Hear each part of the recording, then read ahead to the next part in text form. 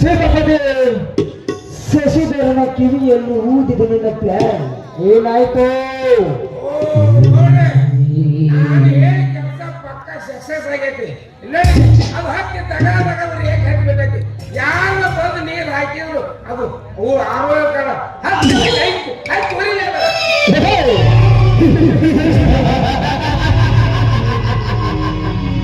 ಹತ್ತಿ ಉರಿಯಬೇಕು, ಉರಿಯಬೇಕು.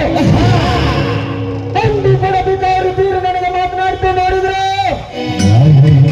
ಅವನ್ನೀಗ ಜೀವಂತ ಸುಡಬೇಕು. ನನ್ನ ಹೊಟ್ಟೆಯಲ್ಲಿ ಹತ್ತಿರ ಬೆಂಕಿ ಆರುತ್ತದೆ.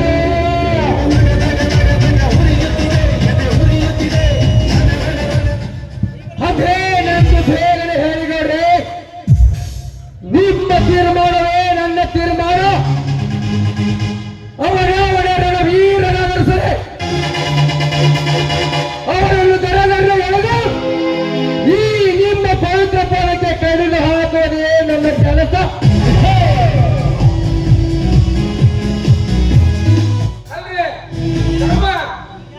ನೀ ಯಾಕೆ ವಾಸ ಮಾಡ್ಬೋದಿಲ್ಲ ಏ ಬೇಬರ್ಸಿ ಅಲ್ಲ ಅದು ಹತ್ತಕ್ಕೆ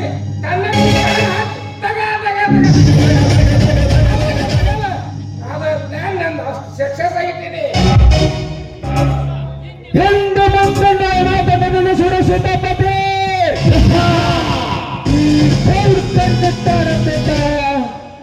ಬಲಿ ತೊಡಲಾಗಬೇಕು.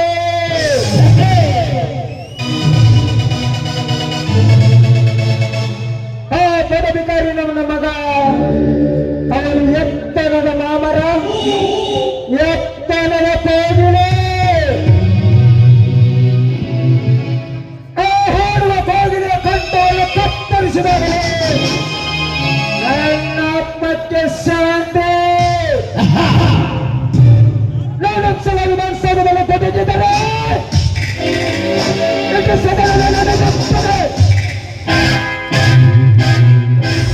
ನಾನೊಂದು ಸಲ ರಸ್ತೆಯಲ್ಲಿ ನಡೆದುಕೊಂಡ ಹೋದ್ರೆ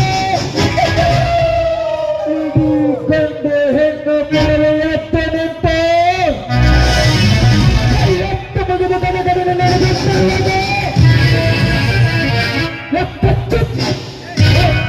ಭಿಕಾರಿ ನನ್ನ ಮಗನ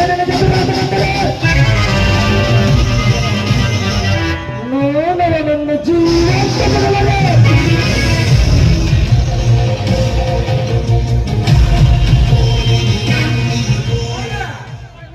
ಅಲ್ರಿ ಗೌಡ, ನೀವು ನನ್ನ ಮಾತು ಕೇಳಿಲ್ಲ. ಅವಾಗ ಹತ್ತಿ ತಗದಾಗ ಹುಡ್ತೈತಿ. ನೀವು ನಿಮ್ ತಂಗಿ ಹೇಳಕ್ ಕೇಳಿಲ್ಲಲ್ರಿ ಗೌಡ್ರ. ಸೀತಾಪತಿ ಆ ಕೆಲಸನ ಇವತ್ತು ಮಾಡೋಣಂತ ಮಾಡಿದ್ರು.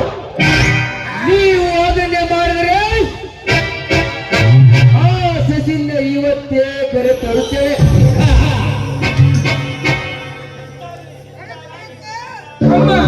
ಕರೆಕ್ಟ್ ಆಗಿ ಲೆಕ್ಕ ಹಾಕಿ ಮಾಡಿ ನಮ್ಮ ಲೆಕ್ಕ ಬರೋಬ್ಬರಿ ಅನ್ಸುತ್ತೆ ನೋಡ್ತಮ್ಮ. ಇದಕ್ಕೆ